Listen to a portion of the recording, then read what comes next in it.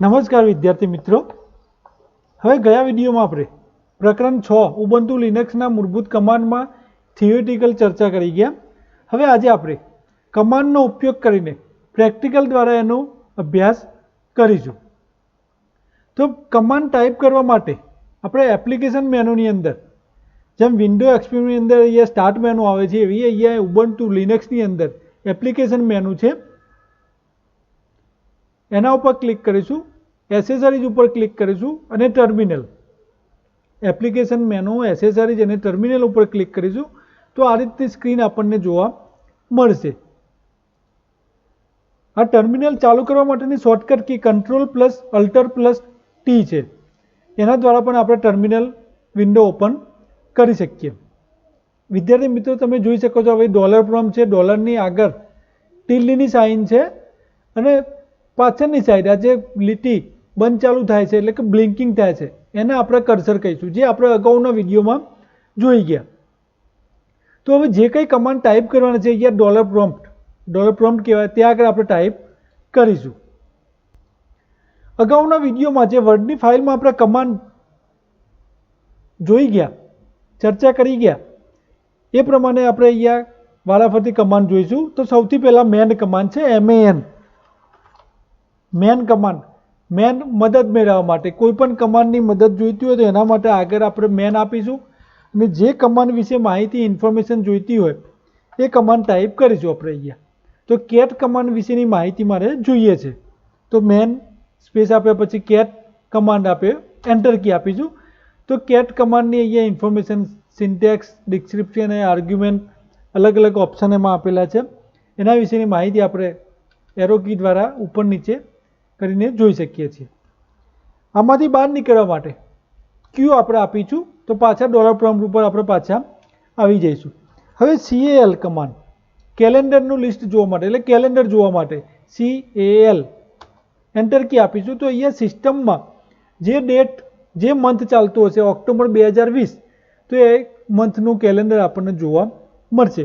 માનો કે આપણે CAL 2015નું કેલેન્ડર અથવા તો 2020નું કેલેન્ડર જોઈએ છે તો CAL 2020 ટાઈપ કરીને એન્ટર કી આપીશું તો આખા વર્ષનું 2020નું કેલેન્ડર આપણને અહીંયા જોવા મળશે। હવે વિદ્યાર્થી મિત્રો, તમે જોઈ શકો છો કે ડોલર પ્રોમ્પ્ટ આપણું ઉપર આવી ગયું, અહીંયા જે આપણે ટાઈપ કર્યા હતા કમાન્ડ એનું આઉટપુટ અહીંયા જોવા મળે છે। તો એ અગાઉનું આઉટપુટ ભૂસી નાખવા માટે, ક્લિયર કરવા માટે, સ્ક્રીન ક્લિયર કરવા માટે અહીંયા CLEAR કમાન્ડ છે, ક્લિયર કે આપીશું તો અહીંયા આપણે આઉટપુટ સ્ક્રીન ક્લિયર થઈ જશે અને ડોલર પ્રોમ્પ્ટ સૌથી ઉપરની સાઈડ આવી જશે। હવે એના પછી ડેટ કમાન્ડ છે, એના પહેલાં કેલેન્ડરમાં બીજો એક વધારાનો કમાન્ડ જોઈ લઈએ।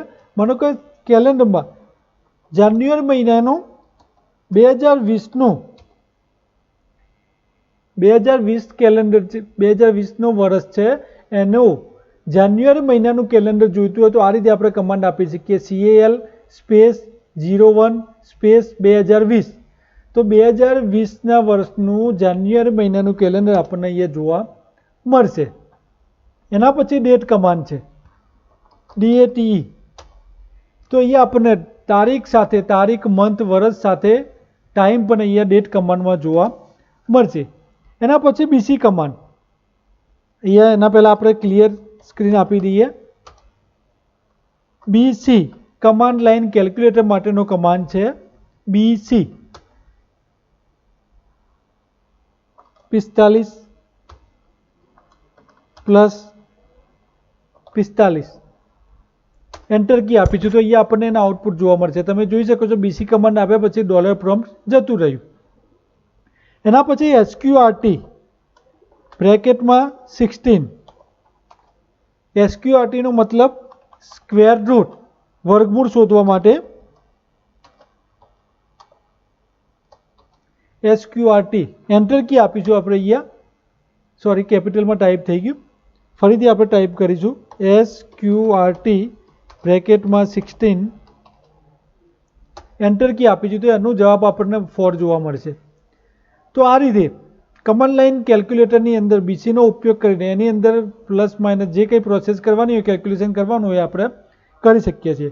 હવે કમાન્ડ લાઈન કેલ્ક્યુલેટરમાંથી બહાર નીકળવા માટે એટલે પાછા ડોલર પ્રોમ્પ્ટ આવવા માટે Ctrl+D એટલે પાછા આપણે અહીંયા ડોલર પ્રોમ્પ્ટ ઉપર આવી જઈશું. એના પછી ઇકો કમાન્ડ છે. ઇકો કમાન્ડ આપ્યા પછી અહીંયા સ્પેસ હાય હેલો બસ આટલું જ આપણે લખીશું. ઇકો કમાન્ડ છે, સ્પેસ આપ્યા પછી અવતરણ ચિહ્નોમાં હાય હેલો લખ્યા પછી એન્ટર કી આપીશું તો આપણને જે ઇન્વર્ટેડ કોમામાં લખેલું છે એનો સંદેશો આપણને અહીંયા જોવા મળશે. સંદેશો દર્શાવવા માટે ઇકો કમાન્ડનો આપણે ઉપયોગ કર્યો.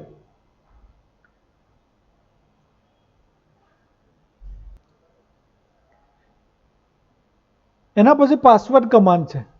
પાસવર્ડ ચેન્જ કરવા માટે, પણ પાસવર્ડ આપણે ચેન્જ કરવાનો નથી, ફક્ત જોવા ખાતર જોઈ લઈએ. PASSWD changing password for student. Ctrl+D આપણે આપી જઈશું પાછા.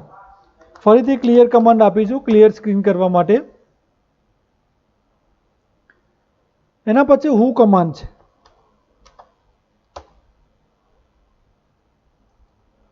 WHO હુ શામાં લોગિન, કેટલા લોગિન જોવા મળે છે આપણને એનું લિસ્ટ જોવા મળશે. અને કયા નામે લોગિન થયેલા છે એ જોવું હોય તો એ who am I, તો અહીંયા સ્ટુડન્ટ નામે આપણે અહીંયા લોગિન થયા છીએ. who am I. એના પછી ઇકો $home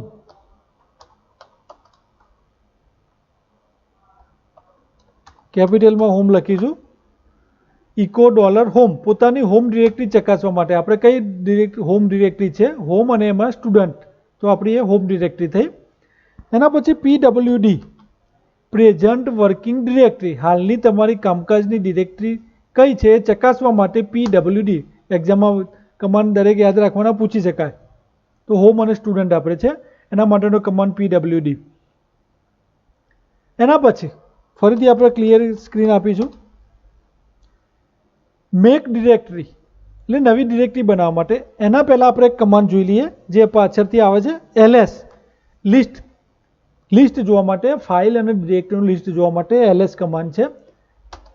LS આપીશું તો અહીંયા આપણે જોઈ શકો છો આ જે વાદળી કલરમાં દેખાય આછા વાદળીમાં એમાં ડિરેક્ટરી છે અને આ ફાઇલ છે.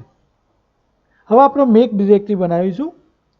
સિટી નામની છે, આપણે બીજા નામે MKDIR મેક ડિરેક્ટરી એનો કમાન્ડ છે. અને જે નામે ડિરેક્ટરી બનાવવી હોય એનું નામ, માનો કે City1 make directory MKDIR space City1 જે છે એ ડિરેક્ટરીનું નામ છે, ફોલ્ડરનું નામ છે. તો અહીંયા આપણી ડિરેક્ટરી બની ગઈ City1. ફરીથી આપણે LS કમાન્ડ આપીશું ચેક કરવા માટે કે આપણી ડિરેક્ટરી બની છે કે નહીં. એન્ટર કી આપીશું તો અહીંયા જોઈ શકો છો City1 અહીંયા ડિરેક્ટરી આપણે બની ગઈ. હવે એની અંદર City1ની ડિરેક્ટરીની અંદર જવા માટે CD કમાન્ડ છે. CD કમાન્ડ આપ્યા પછી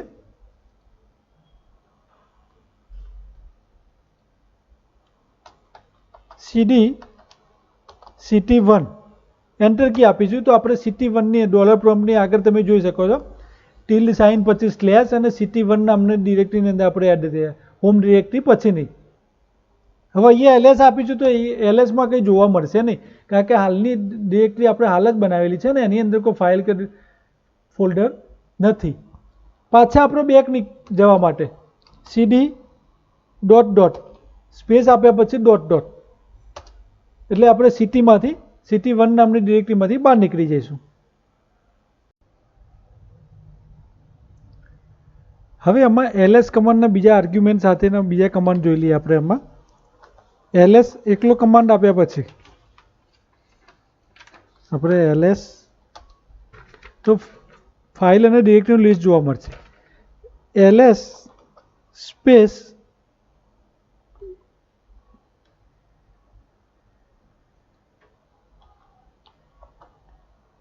સ્પેસ આપ્યા પછી એનો મતલબ ફાઇલ અને ડિરેક્ટરીનું લિસ્ટ, પણ કેવું સંતાડેલ ફાઇલો અને ડિરેક્ટરીની યાદી મેળવવા માટે LS સ્પેસ આપ્યા પછી /A એક્ઝામમાં પૂછી શકાય. તો જોઈ શકીએ છીએ આપણે હિડન ફાઇલો, સંતાડેલી ફાઇલો અને ડિરેક્ટરીનું લિસ્ટ, ટૂંકમાં હિડન ફાઇલો જોવા માટે. એના પછી LS/R તો આપણે ડિરેક્ટરીની સાથે સબ ડિરેક્ટરીની પણ યાદી જોવા મળશે. એક ડિરેક્ટરીની અંદર બીજી ડિરેક્ટરી હોય તો એ સબ ડિરેક્ટરીની પણ લિસ્ટ આપણને અહીંયા જોવા મળશે.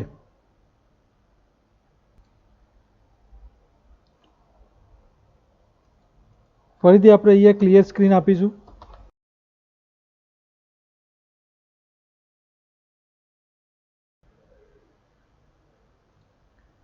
વિદ્યાર્થીઓ અહીંયા આપણે ડિરેક્ટરી જોવાની મળે, ફાઇલ જ જોવા મળશે. એટલે ls સ્પેસ t સ્ટાર, એનો મતલબ જે ફાઇલનો પહેલો અક્ષર ટી હશે એટલે ટી નામની ફાઇલ, ટીથી શરૂ થતા અક્ષરની ફાઇલ જોવા આપણને મળશે.